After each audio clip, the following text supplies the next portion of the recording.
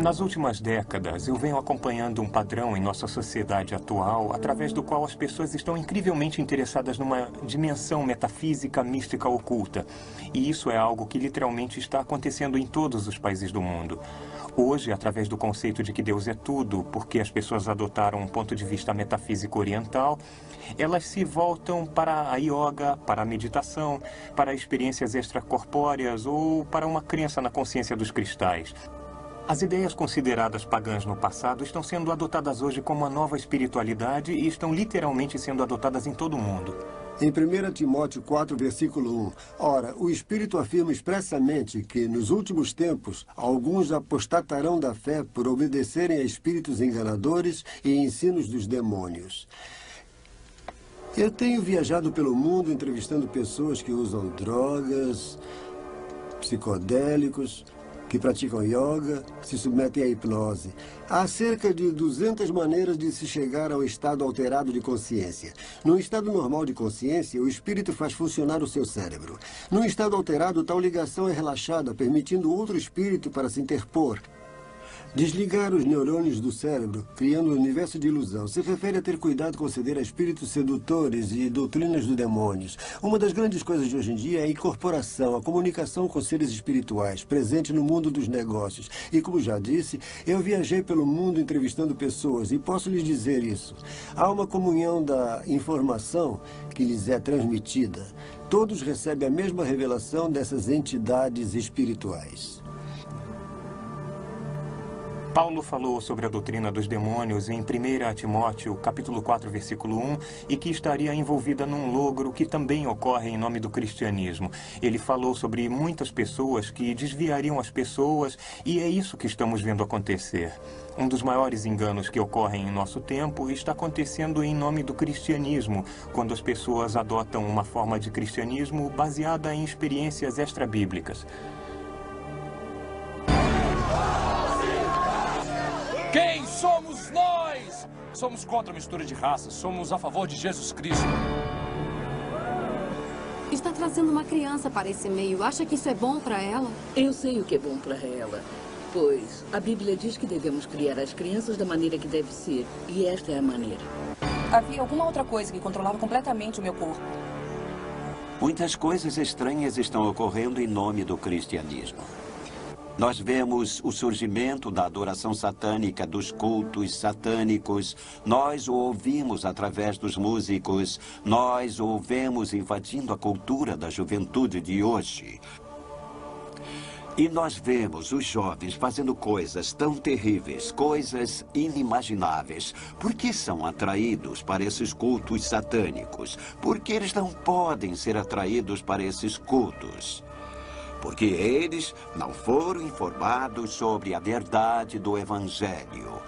Porque os pais deles não compartilharam com eles a verdade de Deus. Nós temos uma epidemia de jovens participando em algumas formas de satanismo. Vamos pegar uma parte do sangue ou do corpo e beber ou comer. Todas as religiões estão se unindo ao satanismo. Estamos inaugurando uma nova era satânica. A evidência está à nossa volta e tudo que precisamos fazer é vê-la. Salve Satanás! Salve Satanás!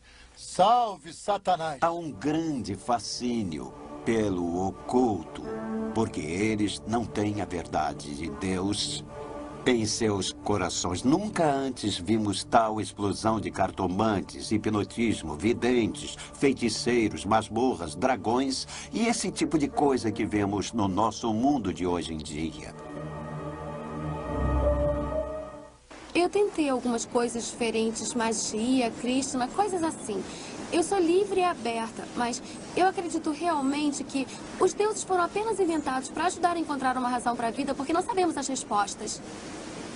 Acho que estamos nos tornando mais tolerantes. Os crimes e as coisas que acontecem na sociedade estão fazendo com que a moral decaia e nos tornemos mais tolerantes. Menos pessoas estão indo às igrejas, é o declínio dos valores morais, valores éticos, novamente atribuídos ao controle dos pais. Nós, como adultos, Temos a tendência a dizer uma coisa e a fazer outra. Mas nós queremos que as crianças façam exatamente o que mandamos quando lhes mostramos algo totalmente diferente. Em outras palavras, quer dizer, faço o que eu digo, mas não o que eu faço. Declínio moral. Legalize o aborto. Em 2 Timóteo, capítulo 3, nós lemos: Sabe, porém, isto: nos últimos dias sobrevirão tempos difíceis, pois os homens serão egoístas, avarentos, jactanciosos, arrogantes, blasfemadores, desobedientes aos pais, ingratos, irreverentes, desafeiçoados, implacáveis, caluniadores, sem domínio de si, cruéis, inimigos do bem, traidores, atrevidos, enfatuados, antes amigos dos prazeres que amigos de Deus, tendo uma forma de piedade, negando-lhe, entretanto, o poder. Essa geração tem assistido à explosão de pornografia e o aumento dramático do aborto, sendo exigido em todo o mundo. Nós, como geração, somos amantes do prazer e somos insolentes para com Deus. Um exemplo de nossa geração profana é de acordo com World Watch. A prostituição infantil por todo o mundo aumenta de forma desmedida. Somente na Tailândia há uma estimativa de 800 mil crianças prostitutas, a maioria com menos de 16 anos. Ou consideremos o fato de que a legalização do aborto se espalhou mundialmente a partir de 1960. De acordo com Planned Parenthood, 50 milhões de bebês são abortados a cada ano em todo o mundo. Em outras palavras, essa geração está assassinando 137 mil bebês indefesos a cada dia. Certamente, é uma geração sem amor, brutal. Jesus declarou: Pois assim foi como nos dias de Noé, também será a vinda do Filho do Homem. Não é surpresa que nos tempos de Noé, a terra estava corrompida à vista de Deus e cheia de violência. Quando ouvimos as notícias e sabemos dos crimes hediondos que são cometidos pelo mundo, lamentavelmente sabemos que tal profecia também está sendo realizada. Ah, meu Deus! Ah, meu Deus! Não acredito que tenha acontecido. Malvado, brutal, repugnante e horrível. Escolha uma palavra. Após 4 décadas de aumento nos índices de criminalidade, 6 vezes mais assaltos à mão armada, agressões, o triplo de números de estupros, o dobro de números de homicídios, a questão é por quê? O número de adolescentes que mataram foi além do dobro desde 1985. Isso é ruim, e a pior notícia é o que ainda está por vir. Uma das coisas que quase todos observam hoje é a violência, o terrorismo, a imoralidade que está acontecendo literalmente ao redor do mundo. E as pessoas se perguntam o que está acontecendo, por que está acontecendo, o que está acontecendo ao comportamento humano. De acordo com o livro de Romanos, capítulo 1, podemos facilmente entender isso porque a Bíblia nos diz que quando o homem rejeita a Deus como Criador, nós podemos esperar ver o homem seguir o caminho da depravação. Quando não há Deus, o homem não presta contas a Deus. Não há moral, não há valores e o homem pode criar suas próprias regras. Jesus disse: o mesmo aconteceu nos dias de Ló. Assim será no dia em que o Filho do Homem se manifestar. E em Gênesis 13:13, que se refere aos dias de Ló, nós lemos: os homens de Sodoma eram maus e grandes pecadores contra o Senhor. Hoje a perversão e o prazer sensorial não são apenas tolerados, mas com frequência até mesmo ostentados. Mas Jesus nos diz que em meio a essa perversidade, Sodoma era próspera e havia uma falsa sensação de paz. E hoje, como um todo, nossa sociedade é mais próspera do que qualquer geração prévia. Mesmo assim, nossa perversidade continua sua espiral descendente. De acordo com a US News and World Report, os americanos gastaram cerca de 8 bilhões em pornografia em 96. Isso é mais do que os americanos gastaram em 96 com a indústria de música de rock ou em todos os filmes de Hollywood reunidos. E à medida que olhamos para o nosso panorama moral e social, devemos concluir que o final dos tempos está próximo.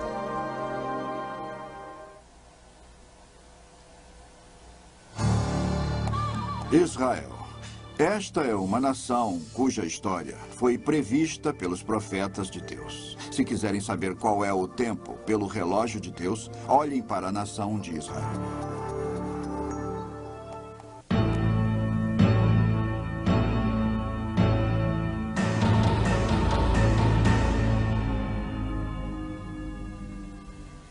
Israel é a chave da profecia. Se querem provas da Bíblia, olhem os judeus.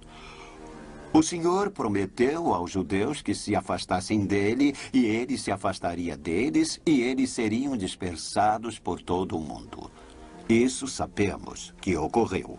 Porém, o impressionante, a coisa milagrosa, é que apesar de terem ficado quase 2000 anos sem terra, mesmo assim eles mantiveram sua identidade nacional. Isso é algo totalmente sem paralelo na história do homem. Nenhuma outra nação foi capaz de manter sua identidade nacional por mais de 300 anos sem uma terra natal.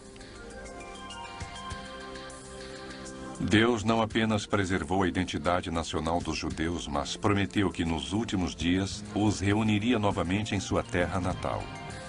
Em Ezequiel capítulo 37 nós lemos: Assim diz o Senhor Deus, tomar-vos-ei entre as nações e vos congregarei de todos os países e vos trarei para a vossa terra e a tornarei uma nação na terra das montanhas de Israel.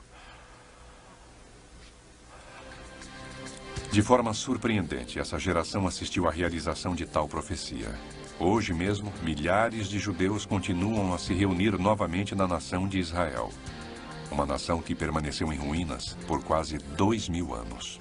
A Bíblia fala sobre Israel ser reunida em sua terra. Isso não é novidade. Em 14 de maio de 1948, o Estado de Israel foi reestabelecido.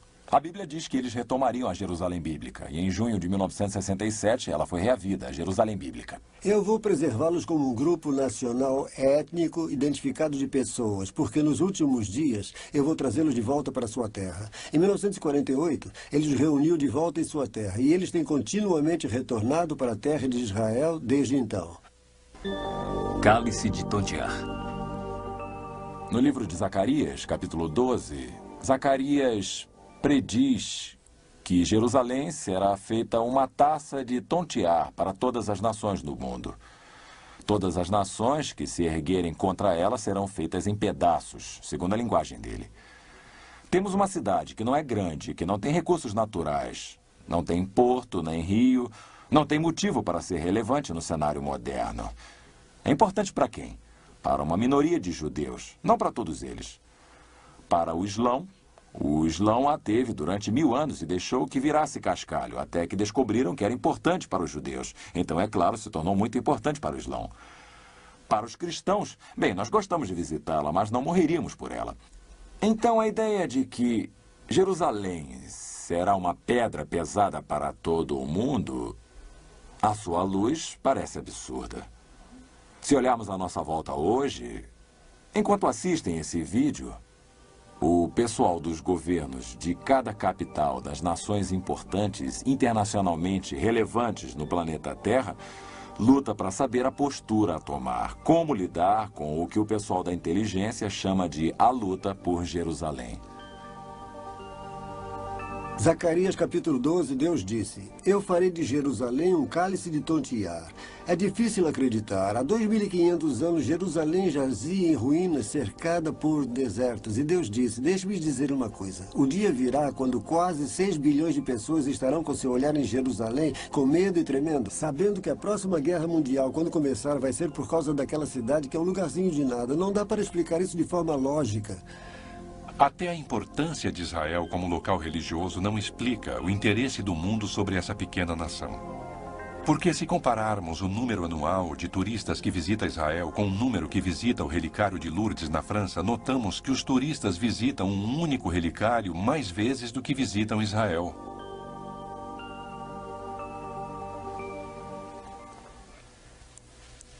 Eu acho que a próxima guerra nuclear pode acontecer em algum lugar do Oriente Médio, porque as diferenças são antigas e religiosas. Pessoalmente, não acho que eles vão conseguir resolver a questão entre palestinos e israelenses e... acho que é um beco sem saída. Eu não sei por que Hitler tinha tanto ódio deles. Talvez ele... eu não consigo entender. Eu acho que essas pessoas que odeiam os judeus e tudo são... eu acho que eles têm medo deles. Eu acho que o povo judeu tem má reputação há muito tempo. Antissemitismo. Há 2000 anos passados, o profeta Jeremias disse: "Falosei um espetáculo horrendo para todos os reinos da terra, e os porei por objeto de espanto e de assovio e opróbrio entre todas as nações. Vejam como Israel está só." O Senhor disse: "Embora todo o mundo se una contra eles." No versículo 37 de Deuteronômio 28, temos o antissemitismo. Muitos outros versículos. Israel será odiado, perseguido, e eles serão mortos como nenhum outro povo. Há muitos grupos minoritários que acham que foram oprimidos e maltratados, mas nenhum como Israel. E não temos tempo para lhes dar exemplos, mas o antissemitismo é horrível. Visitem Auschwitz. Sabiam que depois de Auschwitz, depois que aqueles sobreviventes esqueléticos foram soltos, 1.500 deles foram mortos pelos poloneses quando voltaram tentando reaver as casas das quais a Gestapo os tinha tirado para exterminá-los? Isso foi depois do Holocausto. 6 milhões morreram nas mãos dos nazistas.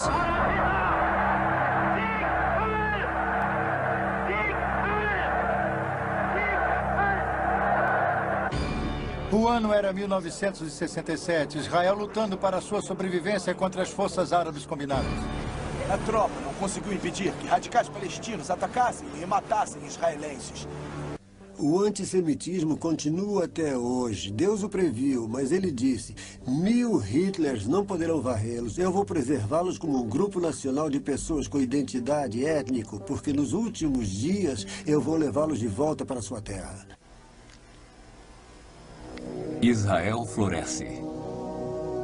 O profeta Isaías disse isso: "Dias virão em que Jacó lançará raízes, Israel florescerá e brotará e encherá de frutos o mundo. A nação de Israel se tornou o terceiro maior exportador de frutas no mundo." Deus falou sobre as montanhas de Israel e que elas seriam plantadas novamente. Seriam reflorestadas, a terra seria arada e essa terra se tornaria tão árida, frutificaria como o jardim do Éden. Deus disse: "Eu farei", e ele fez. Se forem até Israel, verão os campos cobertos de verde, cobertos com árvores, e poderão ver o que Deus fez. Olhamos outro versículo interessante. No Velho Testamento, Isaías 27, versículo 6. Aspas. "Israel florescerá e brotará, e encherá de frutos o mundo." Fecha aspas. É isso mesmo. Era um deserto até há poucos anos atrás. Não era habitado e parecia ser inabitável. Se forem a Israel hoje, as florestas que plantaram trouxeram um aumento nas chuvas. E em Joel 2, versículo 23, isso foi previsto. Israel vende flores para a Holanda. Isso é surpreendente que exatamente o que foi previsto nas Escrituras esteja acontecendo em nossos dias. Se forem lá, Israel está florescendo como um botão. De acordo com o Biro Central de Estatísticas de Israel, o país aumentou significativamente a irrigação na terra durante nossa atual geração. Vista do espaço, aquela terra que sempre fora árida, hoje está repleta de vegetação, em total contraste com as nações vizinhas, que são praticamente áridas. O templo. Das muitas passagens das Escrituras da Bíblia que se referem ao futuro, profecias que dizem respeito à nação de Israel, nós ficamos sabendo que o templo deve ser reconstruído para que tais profecias sejam realizadas. É interessante notar que os judeus estão muito interessados em reconstruir seu templo. Houve muitos grupos formados com a intenção de reconstruir o templo. Eles já estão fazendo instrumentos para serem usados no templo para os sacrifícios e para a adoração no templo. E podemos ir a Jerusalém hoje e ver móveis e utensílios que já foram feitos de acordo com as leis levíticas. Uma das próximas coisas a acontecer será a reconstrução do templo. Como sabemos, Jesus, Paulo e João fazem referência a isso. E as notícias vindas de Israel informam que eles estão se preparando para a reconstrução. O Instituto do Templo fabricou 63 dos 103 implementos a serem usados pelo templo. Há centenas de jovens sendo treinados para servirem como sacerdotes no templo. Os cientistas se empenham tentando resolver o que ainda falta e na tarefa de saber qual deverá ser a precisa localização do templo. Há algo na alma dos israelenses a respeito desse templo. Eles já têm planos, já têm as pedras, já têm os instrumentos, têm os mantos e estão prontos para agir. E o templo, de fato, será reconstruído. E o anticristo é aquele que irá permitir que isso aconteça. Vários versículos bíblicos confirmam que o templo judeu será reconstruído em Jerusalém durante os últimos dias. Em Apocalipse, capítulo 11, versículo 1, nós lemos: Dispõe-te e mede o santuário de Deus, o seu altar e os que naquele adoram. Deus previu tudo isso. E este é o grande sinal. Perguntariam, Deus existe? Como sei que Deus existe? Israel, olhem só, exatamente o que ele disse que ia acontecer, aconteceu. Não podemos ser ateus, não podemos ser agnósticos, ninguém pode negar isso. São fatos. Aconteceu diante de nossos próprios olhos e, é claro, ainda há mais por vir. E porque o que ele previu já aconteceu, nós temos toda a confiança de que o que ele diz que ainda está por vir irá acontecer exatamente como diz a Bíblia. Neste segmento, examinaremos a profecia bíblica relativa a um único sistema global, político e religioso, que será necessário para que o homem sobreviva.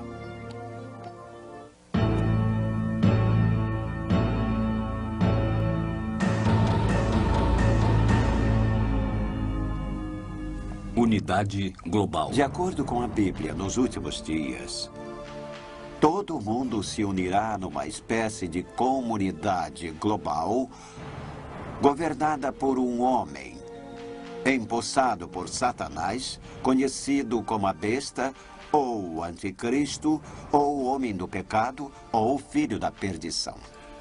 Em Apocalipse, capítulo 13, lemos: E toda a terra se maravilhou seguindo a besta. E adoraram o dragão porque deu a sua autoridade à besta e adoraram a besta, dizendo: Quem é semelhante à besta? Quem pode pelejar contra ela? A Bíblia indicou que no final dos tempos, como ela o chama, surgirá um líder global. E ele vai ser o homem mais atraente que o mundo já viu. O mundo irá adotá-lo e, incidentalmente, ele será um homem de paz, um homem de finanças, não militar. Ele se tornará poderoso em termos militares para que quem venha guerrear contra ele se arrependa. Em 1995, centenas de líderes políticos, de negócios e religiosos se reuniram em São Francisco para o primeiro Fórum Anual do Estado Mundial. Sua missão declarada é a construção da primeira civilização global. Propostas incluíram a criação de uma linguagem comum, uma moeda única e a união e aceitação de todas as religiões. Um dos líderes religiosos disse que o universo está buscando se realizar através de nós. E à medida que estudamos os eventos mundiais, devemos concluir que o mundo está trabalhando no sentido de uma nova ordem mundial.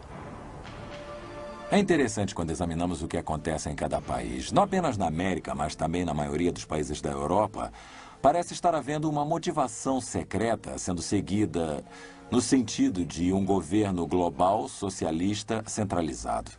Nós vemos tal tendência nesse país e o governo Bush deixou isso bem claro. O governo atual também claramente se encaminha para esse intuito. Nós notamos que na Inglaterra, na França, na Alemanha, os políticos subvertem seus próprios interesses nacionais em direção ao sonho de um governo mundial. Há muitos motivos para isso. Os idealistas acreditam que isso possa ser melhor para o meio ambiente, para a Terra, e outros dizem que a motivação verdadeira provavelmente seria a proliferação nuclear. Não, o mundo está caminhando para um desastre, e quando nos atemos a tais questões, a conclusão a que se chega é que a única resposta seja a supervisão global. A maior parte da liderança mundial persegue um ideal, que presume que será necessário haver um único governo do planeta Terra, e o desafio diante da humanidade é como chegar a ele de forma não violenta. Unidade religiosa. Acho que todos sabem que estamos seguindo para um governo mundial único.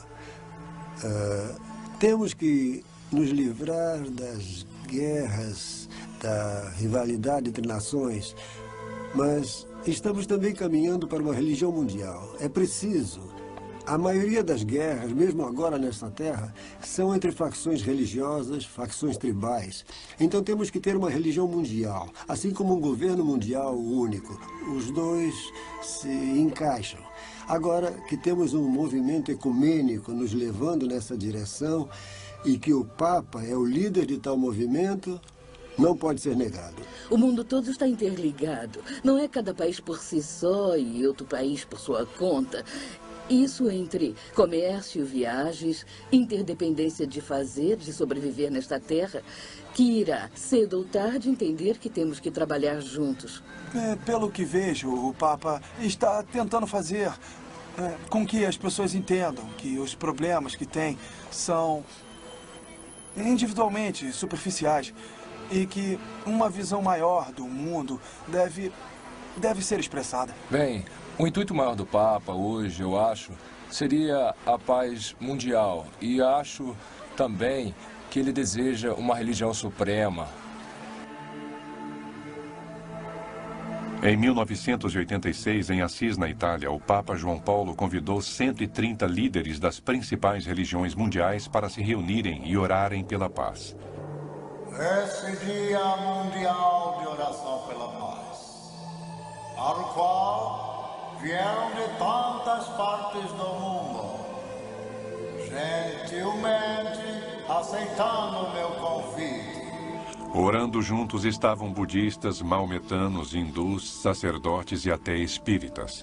O Papa agressivamente procurou um terreno comum e a unidade entre as pessoas de todos os credos. A Bíblia também se refere à liderança da cidade de Roma, principalmente num sentido eclesiástico, e o surgimento do Vaticano, no papel de ser líder de um movimento ecumênico, parece absurdo se estudarmos a estreiteza e a concentração e o conservadorismo dos católicos durante os últimos 1000 ou 1500 anos. Para dizer que Roma seria líder no sentido da nova era ou no sentido panteísta, parece realmente um absurdo. E mesmo assim, se observarmos dia a dia o Vaticano adotando a evolução, parece brincadeira. E está acontecendo. Então, a questão é que quanto mais estudamos esses principais temas da Bíblia, e quanto mais nos preocupamos em colocar o horizonte mundial em perspectiva, mais parece que estamos rumando para aquele período sobre o qual a Bíblia tem tanto a dizer. E é claro que tudo isso chega ao clímax com essa ideia bizarra de que Jesus Cristo, o Criador do Universo, que se fez homem e cumpriu seu destino por nosso bem, irá voltar para consertar essa confusão. É esta geração que irá testemunhar o retorno de Jesus Cristo. Eu acredito que estejamos vivendo os dias mais significativos da história que o mundo já conheceu. A profecia bíblica está sendo realizada e a volta de Jesus Cristo está próxima. É hora de tomar uma decisão. É hora de reconhecer e aceitar quem é Deus e o que Ele fez. Nós estivemos falando sobre sinais e sobre a segunda vinda de Jesus Cristo. Ele disse no Evangelho segundo Lucas, quando virem as coisas começarem a acontecer, então olhem para cima e ergam suas cabeças, pois sua redenção está se aproximando. Ele não disse quando estiverem realizadas, completas, mas quando começarem a acontecer, e é hora de olharmos para cima e erguer nossas cabeças. Se existe um tempo em que precisamos esperar o retorno de Jesus Cristo, esse tempo é agora. Eu acredito que estejamos mergulhando naquele período de tempo sobre o qual a Bíblia fala mais do que qualquer outro período da história, pelos seguintes motivos. À medida que estudamos a Bíblia, existe provavelmente uma dúzia de temas principais de profecia. Há todo um tema sobre a nação de Israel, a cidade de Jerusalém, o templo. Há todo um tema sobre Babilônia. E vemos a Babilônia ressurgindo na história universal. Saddam Hussein passou 25 anos reconstruindo a Babilônia e gastando mais de $1 bilhão. Há todo um tema sobre Magog, que fica na Rússia, e seus aliados invadindo Israel. Enquanto acontece o ressurgimento da Europa como um supercontinente, há um movimento em direção à religião global. E, ao mesmo tempo, há um movimento no sentido do governo global. Se olharmos cada um desses tópicos, não é só um deles.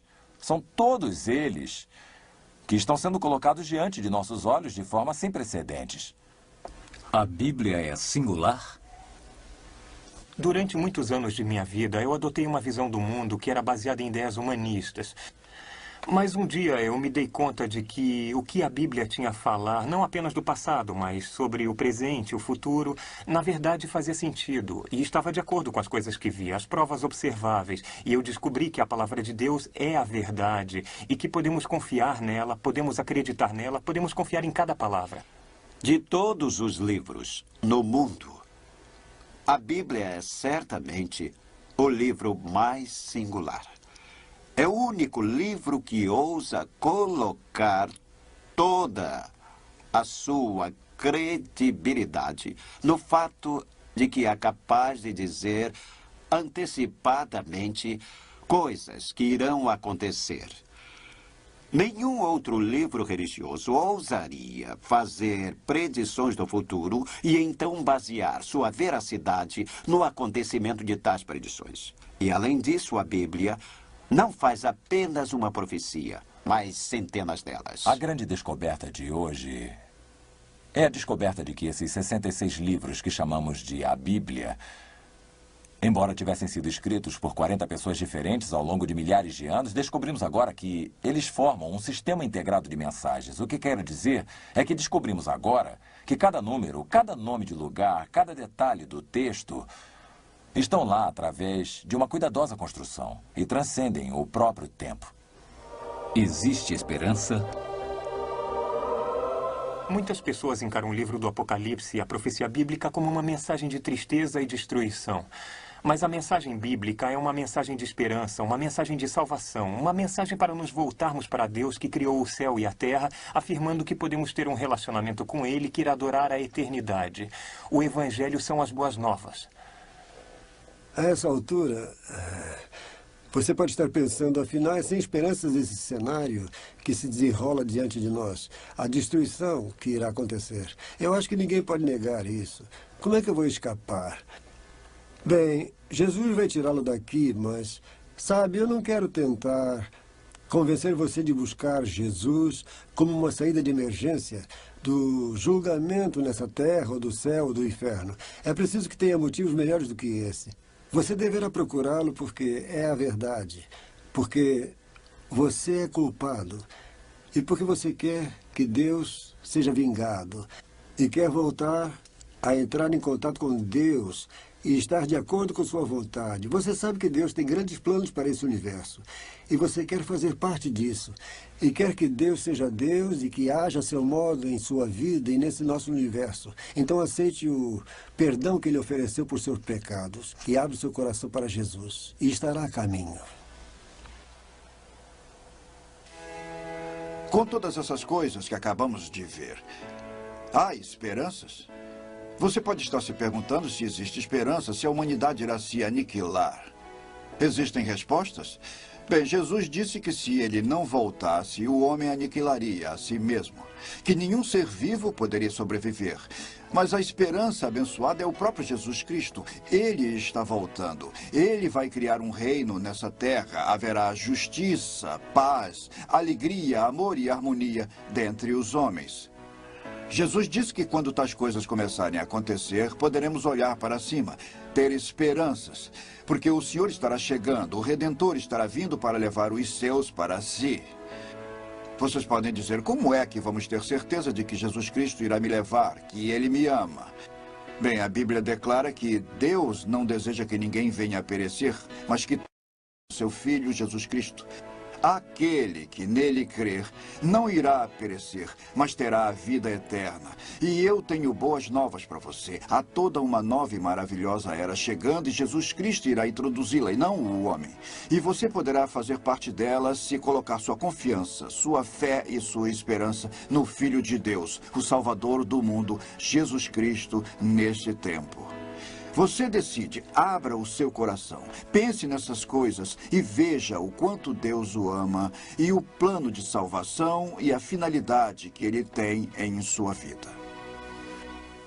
Come just as you are. Hear the Spirit.